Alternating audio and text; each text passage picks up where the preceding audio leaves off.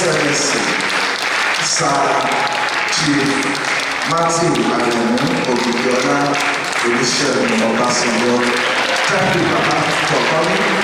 We appreciate your coming. God bless you.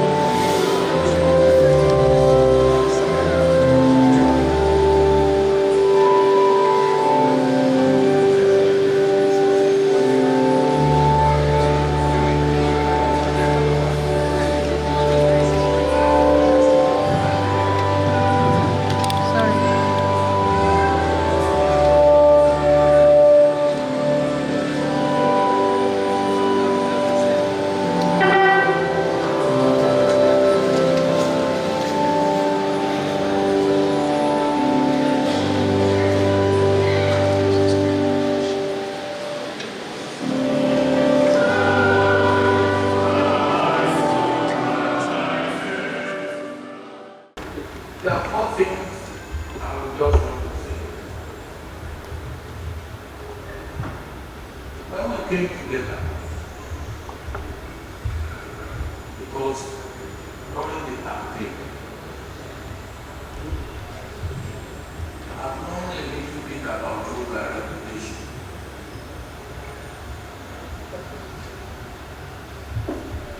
We were two candidates from PDP, myself and Alex Ekwere. And right from the word go, we decided to be with me.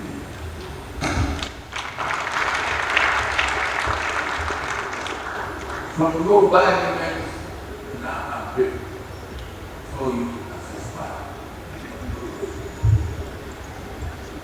The equal element on the other side, so you are saying master.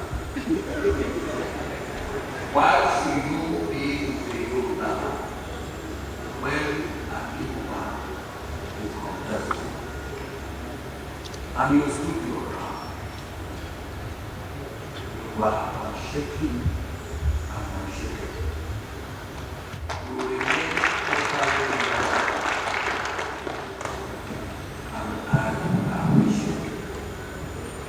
and you remain with me. Not 99.9% loyal, but 100%.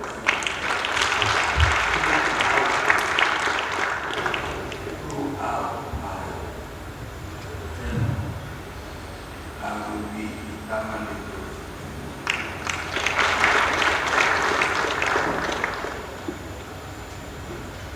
Two. When you went in at the bishop said, you contest the election and you develop the election. You didn't take the bench on the ground. You were not leader. You didn't even move out of the party. Some people who have been out, and we know some who are in our party, who did that. I broke my heart.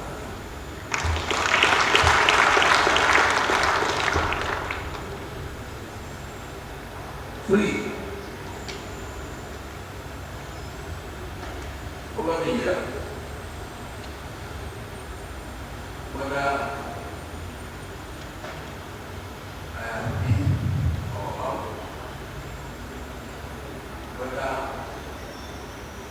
people are using me or using me, I know it's not. I know I can harm.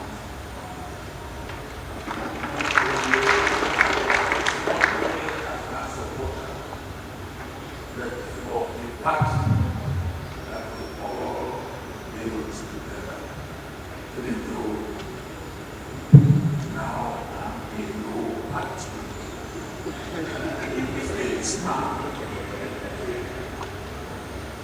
But I want to, before to emphasize on the bishops. I think what more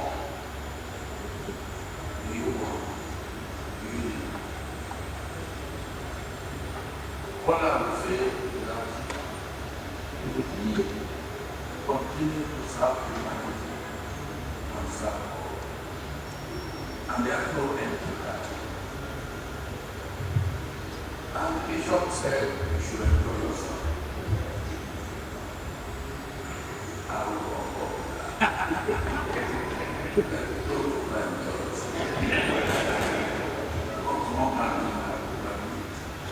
And remember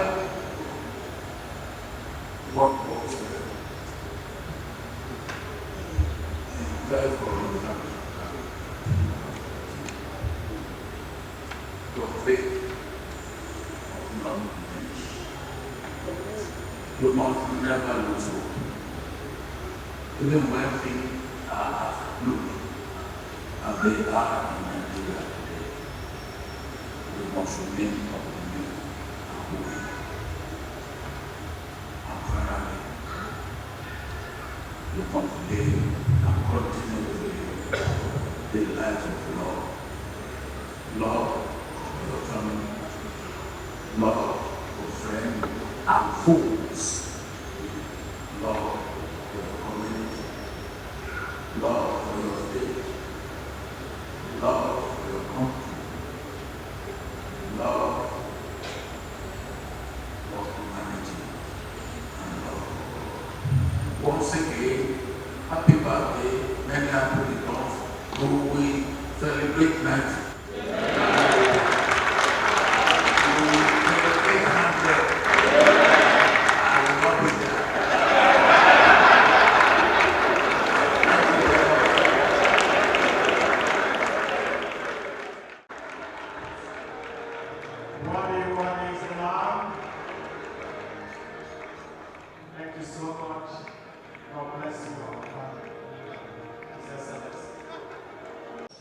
I will not claim that I know Ugochukwu long enough, because we only met during our administration around 1998-99. And until now, we have been in contact with each other. But I want to say that during our administration, even when the president and I were having problems, Ugochukwu never took side. Right now, he tried to be a conciliator. And I want to say that all along, I found him an extremely dedicated, honest Nigerian.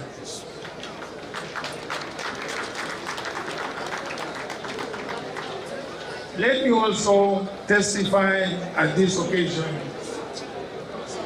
that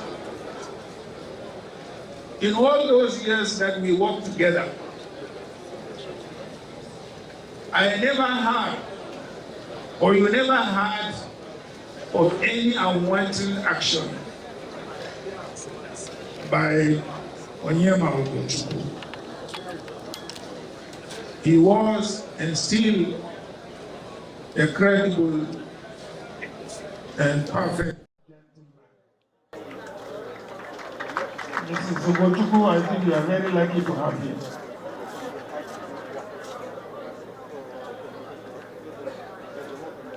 It's not going to be a very long testimony, because whatever you want to know, whatever you want to hear has been said in this event. Honestly, I want to say this is one of the very rare events I have put a public face to identify myself. But I feel extremely delighted to have been part of this event. I also look forward to getting to your age. So once again, congratulations, Onyema Ugochukwu and family, and the entire people of Abia State and Nigeria in general. Thank you very much. Thank you. I don't know when to start that, but let me start from God, because I owe so much thanks.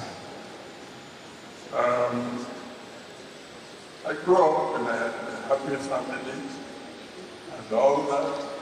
Things have been easy. But then when the war came, I joined the army.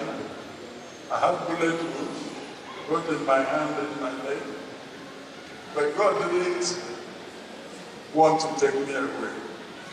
In retrospect, I thought about those bullet wounds were to take me off that front for that period, because I probably would not have been alive if I had remained there subsequently.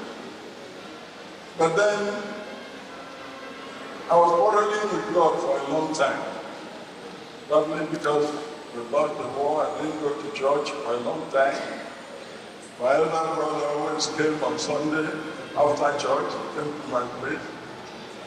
They encouraged us.